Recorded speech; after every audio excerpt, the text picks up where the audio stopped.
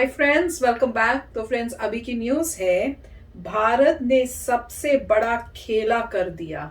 चलो देखते हैं। तो वीडियो शुरू करते हैं, पर वीडियो शुरू करने से पहले यस फ्रेंड्स, अगर आपको किसी भी वीडियो की रिक्वेस्ट करनी है तो सबसे पहले आप जो नीचे डिस्क्रिप्शन बॉक्स में लिंक है उसको यूज करके आप जो है रिक्वेस्ट करना। कमेंट सेक्शंस में अगर आप रिक्वेस्ट करोगे तो लाइकली यही है कि वो रिक्वेस्ट नहीं होंगी, तो मेक श्योर करना। और अगर वीडियो देखना है तो इंडियन अमेरिकन रिएक्शंस चैनल में जाना, वहां पे वीडियो डाला हुआ है कि उसको कैसे उस वेबसाइट में आपने कैसे आप भेज सकते हो, उसका प्रोसेस क्या है, सब एक्सप्लेन किया हुआ है। तो अब वीडियो शुरू करते हैं। अगर आपको वीडियो पसंद आता है प्लीज़ लाइक एंड शेयर, और ट्विटर में हमें फॉलो करिए।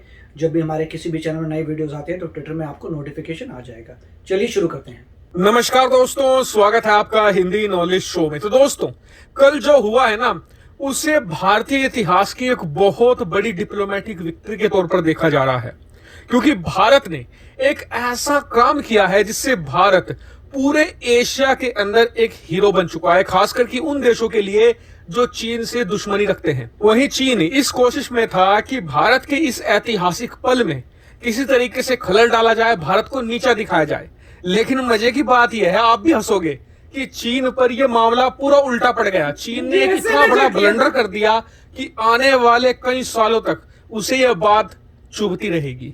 तो चलिए बिना समय गवाए वीडियो को शुरू करते हैं और जान लेते हैं इस पूरे मामले को। लेकिन उससे पहले मैं आप सभी लोगों का दिल की गहराइयों से धन्यवाद करना चाहूंगा, क्योंकि कल थोड़ी परिवार में प्रॉब्लम थी, इसलिए मैंने 2 ही वीडियो डाली। मैंने कम्युनिटी पोस्ट में बताया भी था।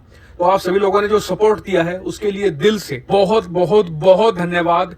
अब परिवार में मेरे सब कुछ कुशल मंगल है। तो चलिए वीडियो को शुरू कर लेते हैं। तो दोस्तों, जैसे कि आप सभी लोग जानते हैं कि कल संयुक्त राष्ट्र सुरक्षा परिषद की बैठक होनी थी, कल शाम 5:30 बजे। और भारत की तरफ से भारतीय प्रधानमंत्री नरेंद्र मोदी ऐसे पहले प्रधानमंत्री थे जो इसकी अध्यक्षता कर रहे थे। तो खैर मीटिंग तो हुई, लेकिन मीटिंग क्या, उल्टा बवाल हो गया। सबसे पहले तो ये कि भारत का सभी देशों ने धन्यवाद किया है, खासकर कि वियतनाम, फिलीपींस, इसके अलावा जो मलेशिया है, इंडोनेशिया है, जापान है, इन सभी देशों ने भारत का बहुत ज्यादा धन्यवाद किया है। क्यों? इसका कारण यह है कि दक्षिणी चीन सागर पर संयुक्त राष्ट्र सुरक्षा परिषद में सभी देश लगातार गुहार लगा रहे थे कि चीन दबंगई कर रहा है। हमारी अगर शिप जाती है दक्षिण चीन सागर में तो चीनी नौसेना उन्हें उड़ा देती है। इसको लेकर लगातार ये देश चाहते थे कि संयुक्त राष्ट्र सुरक्षा परिषद में बातचीत हो, चीन के खिलाफ कुछ माहौल बने। लेकिन आप सभी लोग जानते हैं कि चीन के पास वीटो पावर है, चाहे सारी दुनिया चाह ले, लेकिन अगर चीन ने कह दिया कि इस मुद्दे पर बात नहीं होगी, उसने वीटो लगा दिया, तो नहीं ही होगी। आपको जानकर हैरानी होगी कि पिछले 4 महीनों के अंदर इन सभी देशों ने, जो मलेशिया है, इंडोनेशिया है, वियतनाम, फिलीपींस, जापान, इन सभी ने प्रस्ताव लाने की कोशिश करी संयुक्त राष्ट्र सुरक्षा परिषद में दक्षिणी चीन सागर को लेकर। लेकिन चीन ने हर बार वीटो कर दिया, प्रस्ताव को आने ही नहीं दिया। लेकिन आप सभी लोग जानते हैं कि इस समय भारत संयुक्त राष्ट्र सुरक्षा परिषद का प्रेसिडेंट है। ऐसे में जो प्रेसिडेंट होता है वो वीटो पावर को भी ओवर रूल कर सकता है, यानी कि उसके सामने वीटो पावर भी बेकार है। ऐसे में अगर प्रेसिडेंट कोई प्रस्ताव लाता है तो कोई भी देश इसे नकार नहीं सकता, ना ही अमेरिका, ना ही बोला भी था। तो खैर भारत इस पर प्रस्ताव लाया और इस पर बातचीत शुरू हुई। और बातचीत शुरू होते ही ऐसे लगा जैसे अमेरिका कई सालों का भरा बैठा था, चीन पर फट पड़ा। सबसे पहले तो अमेरिका ने सीधी चेतावनी दी है, जी हाँ, कि अगर दक्षिणी चीन सागर में कोई भी देश किसी भी दूसरे देश को यहाँ पर धमकी देता है, किसी देश की शिप नहीं जाने देता है, अपनी दबंगई दिखाता है, तो उसका सामना करेगा अमेरिका। और अमेरिका उस देश का साथ खुलकर देगा जिसके ऊपर दबंगई की जा रही है, जिसे तंग और परेशान किया जा रहा है। हम दक्षिणी चीन सागर को पूरी दुनिया का मानते हैं, ये इंटरनेशनल वाटर है। कोई भी देश चाहे कितना ही छोटा है, कितना ही बड़ा है, वो इस इलाके से फ्रीली गुजर सकता है, किसी पर कोई भी प्रतिबंध नहीं होने चाहिए। लेकिन अगर कोई देश इस चीज का उल्लंघन करता है तो फिर उसे अमेरिका का सामना करना होगा। बिल्कुल खुले तौर पर उन्होंने कहा ये बात। अब आई चीन की बोलने की बारी, लेकिन चीन ने इस बैठक में जो किया है ना, आप भी कहेंगे कि वाकई में ही बहुत ज्यादा बड़ा ब्लंडर कर दिया। दरअसल चीन ने क्या किया, आप सभी लोग जानते हैं कि भारतीय प्रधानमंत्री इस बैठक की अध्यक्षता कर रहे थे।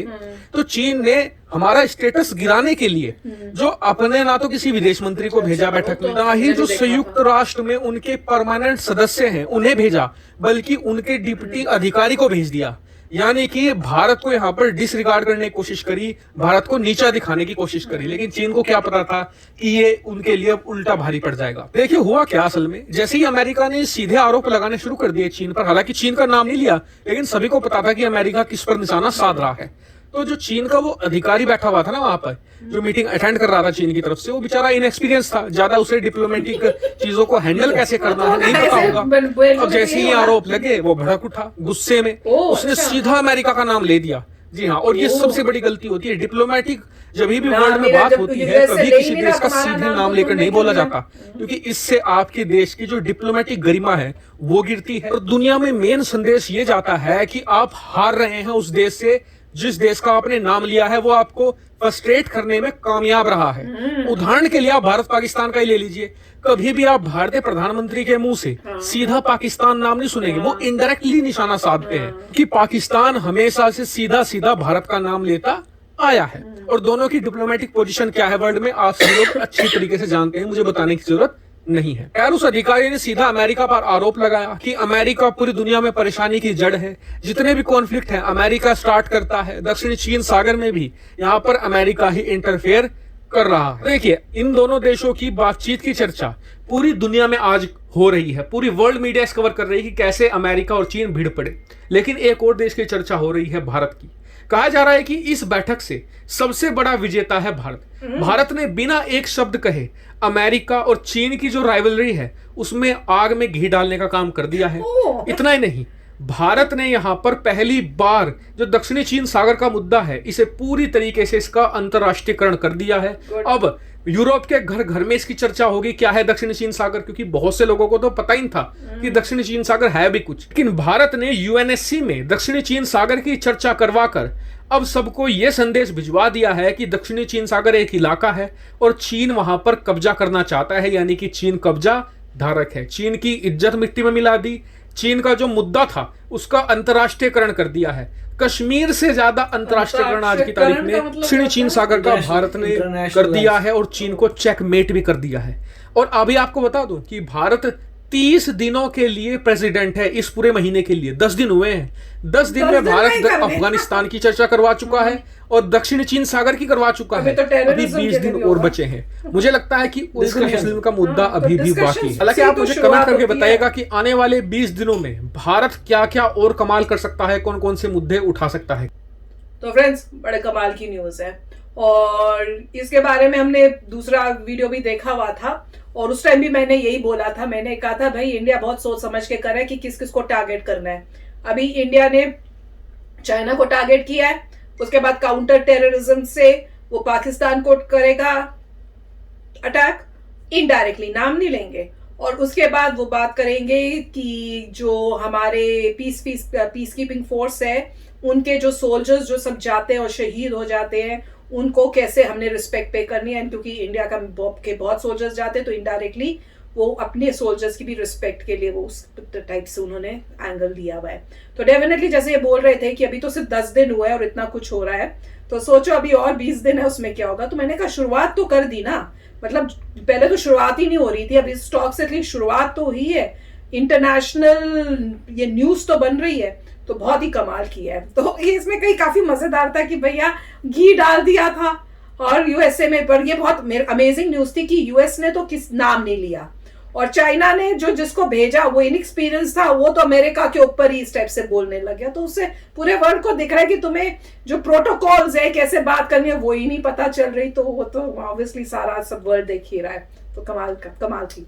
राइट, इसमें अच्छी बात यह है कि देखिए इंडिया ने बताया है कि अगर 1 महीने के लिए इंडिया आ रहा है तो वो काफ़ी लोगों के पॉइंट्स रेस करेगा जो और लोग पहले नहीं करते थे। सबसे बड़ी सब नेशंस को ये दिखेगा कि भाई ये एक देश है जो हमारा पॉइंट भी रेस कर रहा है, इसका पॉइंट भी रेस करे, तो इससे अगर दोस्ती रखोगे तो सबके पॉइंट रेस करेगा। तो अगर ये मान लीजिए परमानेंट बन जाता है तो हमें कितना फायदा होगा, हमारी कोई भी प्रॉब्लम होगी हमारा बंदा बैठा है। तो ये बात को इंडिया बताने की कोशिश कर रहा है। अब यूनाइटेड नेशंस में आपने किसी बात को रेज किया, वो अच्छी बात है, वो ठीक बात है, मगर पॉइंट ये है कि उसका होता क्या है जो नॉर्मली यूनाइटेड नेशंस में कुछ होता नहीं है। ठीक है, आपने रेज की साउथ चाइना सी के बारे में सबको पता है। आजकल इंटरनेट के ज़माने में कौन ऐसा आदमी है जिसको नहीं पता साउथ चाइना सी का।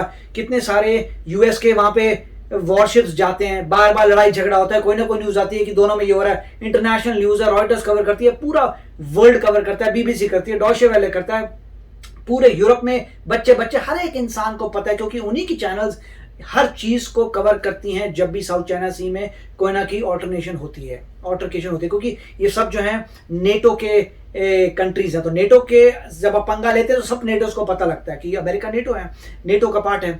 तो इसलिए जो है उसके पॉइंट नहीं है, पॉइंट ये था कि कौन जो है इसको रेस करेगा। इंडिया ने ये दिखा दिया कि हम रेस करेंगे, हमने रेस किया है, क्या उखाड़ लोगे।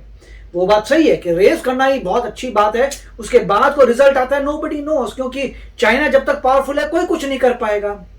पूरे वर्ल्ड की फोर्सेस तो जाएंगे नहीं वहां पे लड़ने के लिए। सिर्फ पॉइंट ये कि रेस करने में आपने अवेयरनेस बनाई कि भाई ये एक डिस्प्यूट है। आपने बोल दिया कि मैं सब पूरे वर्ल्ड को बताना चाहता हूं कि एक डिस्प्यूट है, ये डिस्प्यूट यहाँ पे आ गया, जिसे टेबल पे आ गया, डिस्प्यूट है। पहले लोग नहीं ला रहे थे मगर हम ला रहे हैं, अगर आपकी कोई तकलीफ है हम वो भी लेके आ सकते हैं। तो ये इसकी ग्रेट अचीवमेंट थी कि हमने उस बात को आगे लेके आए। होने का पॉइंट वही है, अगर आप किसी को भी अगर चाइना की बात मनवानी है, आपको चाइना से ज्यादा स्ट्रांग होना पड़ेगा। आजकल के जमाने में वो नंबर सेकंड है, थर्ड है, आप समझ सकते हैं। नंबर सेकंड मेरे हिसाब से नंबर सेकंड है कि यूएस है, उसके बाद चाइना है। रशिया को मैं नहीं मानता इतना, क्योंकि अभी उसकी इकोनॉमी बहुत नीचे जा चुकी है। तो इसलिए किसी को भी अगर वाकई ही जो टैकल कर सकता है वो ऊपर टॉप 5 में से होना चाहिए, और इंडिया भी टॉप 5 में है। तो काफी अच्छी न्यूज थी, वेरी नाइस। तो चलो फ्रेंड्स चलते हैं, मिलेंगे नेक्स्ट वीडियो में बहुत ही जल्द। Till then take care and bye bye. तो अगर आप मेरे इस चैनल पे नए हो तो जल्दी से सब्सक्राइब के बटन को हिट करो और बेल आइकन को क्लिक करो, ताकि आपको मेरा जब नया वीडियो मैं लगाऊं आपको उसके बारे में जल्दी से पता चल जाए।